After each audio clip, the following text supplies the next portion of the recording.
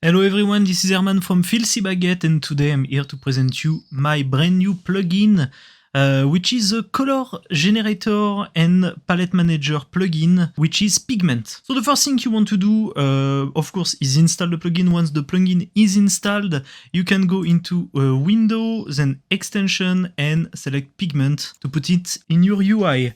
The first thing I'm gonna show you about Pigment is how to generate a palette. Nothing simpler. The best way to generate a palette is just to describe it simply. Let's say, for example, I want something mixing cold colors and warm colors. I'm gonna go with Winter Fire. I can then select the amount of colors I want in my palette from 2 to 9. Let's go with 5 and click generate. It's gonna take now just a couple of seconds. And here we go, we got a nice palette that matches the description. Each time a palette is generated through this system, the Pigment plugin actually generates 10 palettes. So if you want, you can cycle through them until you find the perfect palette you want. I'm back to the beginning because this one seems perfect to me. Once your palette generated, you can put your mouse on any color and you'll see 4 commands you can execute with this palette. So the first thing you might want to try is to color any shape or text you got in your composition. I've put together a small composition to showcase Pigment. Here we got 2 shapes that are together into a single layer. We got a text and we got a picture. So first thing you want to do is just select any color and left click,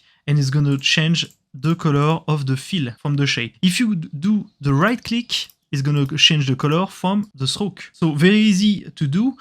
We got 2 shapes into a single layer. So if I want only one shape to be modified, I just need to double click it and it's gonna modify only this one. So very easy, very simple. Same thing with text. If you want to modify text, you can just left click to change the fill color and right click to change the stroke color. But sometimes, of course, you want to change the color of something that isn't a shape or text, and for that, most of the time you're gonna use a fill effect. And of course, with Pigment, we have an easy way to apply a fill effect on anything. If you just select something that isn't a shape or a text, you can just left click and it's gonna apply a fill effect, as you can see above, and you can change color just clicking. If you got something like a shape with stroke and fill colors, you want to put a fill effect on it, the best way to do it is to hold Alt, then left click. As you can see, it applies a fill effect right above. Let's say now that I really like this palette and I want to keep it for later down the line. There is right here a Save Palette to Library button. You can just click it, name the palette whatever you want. So I'm gonna name it Winter Fire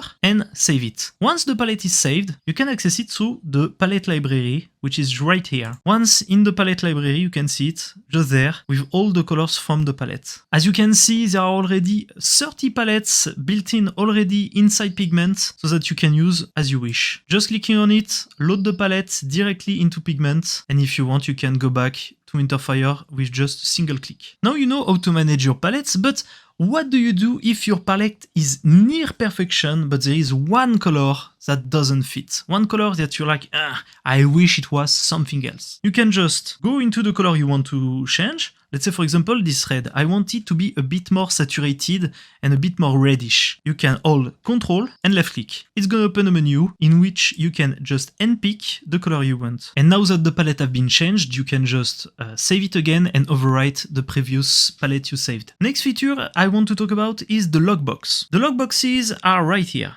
on the bottom left of your plugin. Basically, what you can do with the lockboxes is just click on it and select whatever color you want. Let's say I want something like a nice orange, and I want something like nice low saturation purple. Now that both lockboxes are being used, I'm gonna generate a new palette. And what it's gonna do is gonna take the colors from the lockboxes and force them into the palette. For example, let's say I want a nice moody sunset. Here we go, it generated a palette from this theme, including the 2 colors I've handpicked. So now you got something nice and coherent with the color you picked. And of course, you can clear the lockboxes by clicking on the little cross right next to it. Then, next tool is the Color Harmony tool. Color Harmony tool might seem intimidating at first, but it's quite easy to understand. Up here, you got the palette that you've generated already, but of course, you can choose any color you like from this selector. Let's say, for example, I want nice light blue. Now that I've picked it, I can select below any logic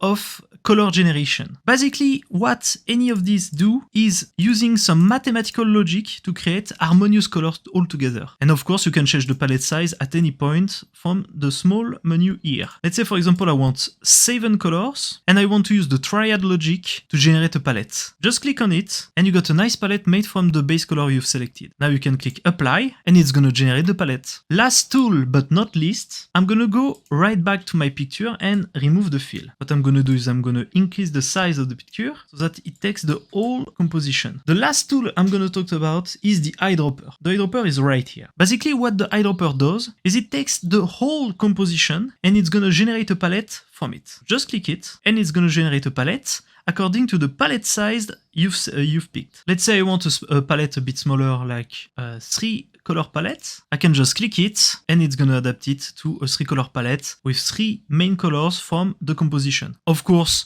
this tool is not perfect because it mostly looks at the whole composition and looks at how much space each color is taking.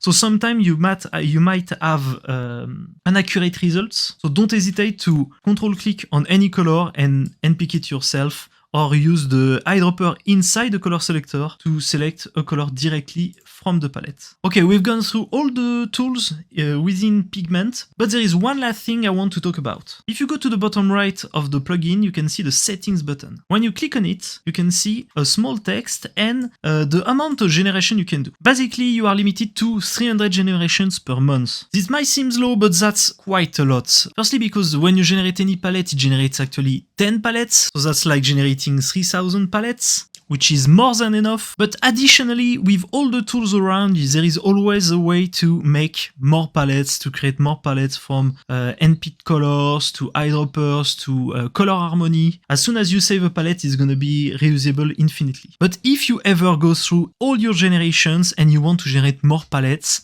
there is still one option. You can add your API key. So if you want, you can use your own ChatGPT and Google Gemini subscription to put your API key. That way you can generate your palettes at your own cost. If you ever put your API key in there, just know that the first 300 free generation per month is going to be used in priority before your key. And the very last thing I want to talk about is the open log folder button you can see below. Basically, if you ever having an issue, a crash, a bug, compatibility troubles, just contact the support, and that way you can just provide us the file that is inside this folder. It's going to be easier for us to troubleshoot your issue if that ever happens. Thank you very much for your time. That's it. You know everything there is to know about Pigment. I'm sorry for the French thick accent, and I hope to see you in the next plugin.